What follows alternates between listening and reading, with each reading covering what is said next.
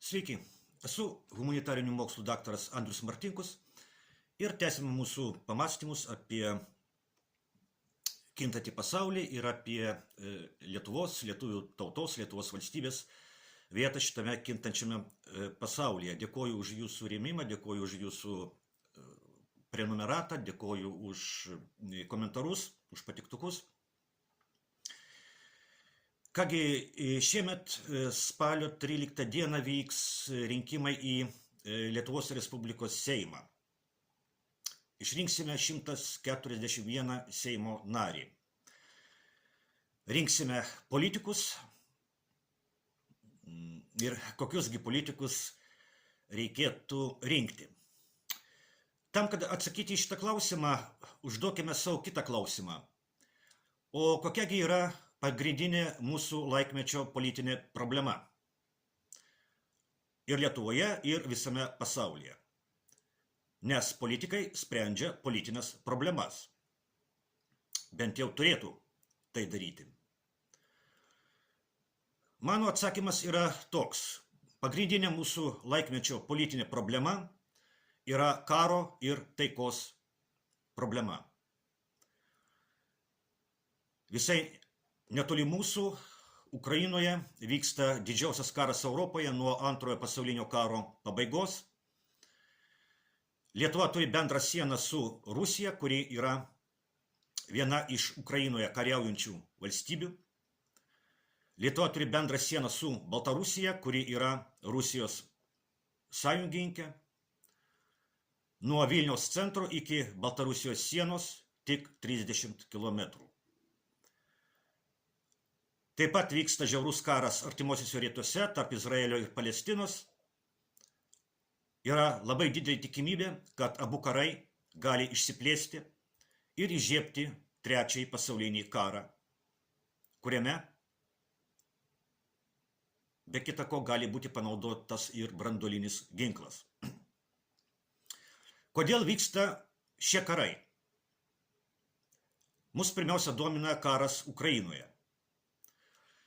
Kaip karą Ukrainoje vaizduoja Lietuvos politikai, politikos mokslininkai, žiniasklaida. Absoliuti dauguma Lietuvos politikų, politikos mokslininkų ir beveik visa žiniasklaida karą Ukrainoje vaizduoja taip. Yra blogis. Tas blogis – agresorė Rusija, kuri užpuolė taikę Ukrainą. Ukraina yra gėris, kuris kariauja ne tik už savo laisvę, bet ir už visą civilizuotą ir demokratinį pasaulį, už mus visus. Jei kruvinas tironas Putinas nugalės Ukrainoje, jis nesustos ir eis toliau iki pat Atlanto vandenyno. Todėl reikia palaikyti Ukrainą visomis jėgomis, todėl reikia kariauti Ukrainoje iki paskutinio Ukrainos kraujo lašo. Kariauti tol, kol Rusija bus nugalėta mūšio lauke. Tokia yra valdžios nuomonė apie Ukrainos karą. Jeigu jūs pritarėte tokiam karo Ukrainoje vaizdeliui, jūs galite balsuoti už karo partijas, o tokios yra beveik visos Lietuvos partijos, beveik visos Lietuvos politinės jėgos. Aš karą Ukrainoje matau visiškai kitaip.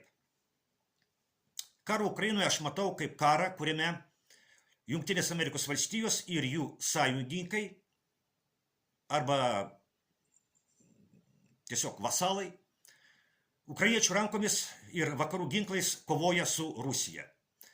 Kodėl vyksta šitas karas? Todėl, kad jame Jungtinės valstijos gina savo pasaulinę hegemoniją, arba lietuviškai tariant viešpatavimą. Pasaulinį viešpatavimą, kuriam iššūkį meta kylančios pasaulio galios, pirmiausia Kinija ir Rusija. Mes esame tos pasaulio tvarkos, kurie atsirado žlugus Tarybų socialistinių respublikų sąjungai pabaigos liudininkai. Žlugus TSRS, Jungtinės valstijos tapo vienintelė supervalstybė, pasaulinių hegemonų, viešpačių. Ir dabar Ukrainoje Jungtinės valstijos savo ginklais ir Ukrainos karių krauju bando parodyti pasauliui, kad jos vis dar yra pasaulio viešpats. Žiauri tikrovė yra ta, kad Ukraina kaunasi ne už savo nacionalinius interesus, o už nueinančią į praeitį epochą. Karo Ukrainoje galėjo nebūti. Rusijai nereikėjo Ukrainos žemių. Rusijai tik reikėjo, kad Ukraina niekada nebūtų priimta į NATO. Bet vakarai sąmoningai atsisakė suteikti tokią garantiją Rusijai. Taip, Rusija užpuolė Ukrainą. Bet vakarai padarė viską, kad Rusija užpultų Ukrainą. Bet net kai karas prasidėjo, jis galėjo būti labai greitai užbaigtas. Jis galėjo būti užbaigtas dar 2022 metais balandžio mėnesį. Tai yra prieš 2 metus. Rusija ir Ukraina jau buvo susitarusios Stambule dėl paliaubų. Bet Jungtinės valstijos ir Didžioji Britanija pasakė ne. Jokios taikos.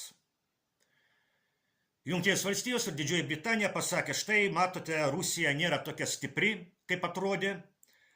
Ją galima nugalėti mūšio lauke, taigi jūs kariaukite toliau, o mes jums duosime viską, ką reikia. Duosime visus ginklus, visas kitas priemonės, kurios reikalingos karui. Taigi Jungtinės Amerikos valstijos ir jų vasalai ciniškai išnaudoja Ukrainą kaip patrankų mėsą tam, kad priešintis naujosios pasaulio tvarkos susikūrimui. Deja, Lietuvos valdžia tame labai uoliai dalyvauja. Lietuvos režimas dantimis ir nagais įsikabino į nueinančią į praeitį pasaulio tvarką ir aukoja Lietuvos nacionalinius interesus vardan Jungtinių valstijų pasaulinės hegemonijos išsaugojimo. Lietuvos nacionalinis interesas yra taika Ukrainoje. Taika tarp rytų ir vakarų.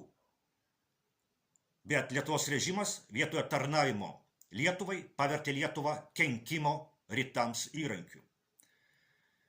Todėl karas su Rusija Ukrainoje turi būti tęsiamas tol, kol Rusija bus nugalėta mūšio lauke. Todėl reikia nutraukti visus ryšius su Kinija. Lietuvos režimo esmė ir paskirtis yra ne kurti, o kenkti. Kenkti ne tik Rusijai ir Kinijai. Lietuvos režimas kenkia pačiai Lietuvai ir lietuvių tautai. Lietuvos Landsberginio režimo veiklos pasekmė yra ta, kad per nepriklausomybės dešimtmečius lietuvių tauta Lietuvoje susitraukė nuo 3,7 milijono iki 2,8 milijono žmonių. Taigi tokios yra trumpai 2 karo Ukrainoje versijos.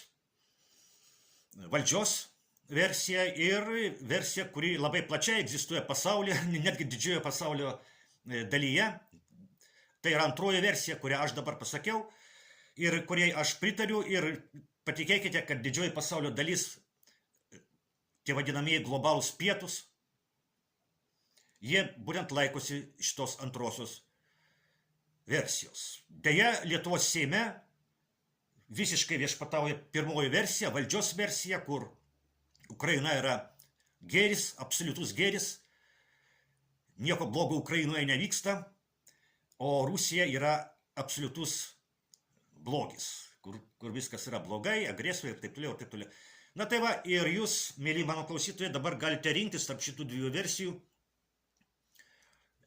Šiuose rinkimuose, kurie vyks spalio 13 dieną,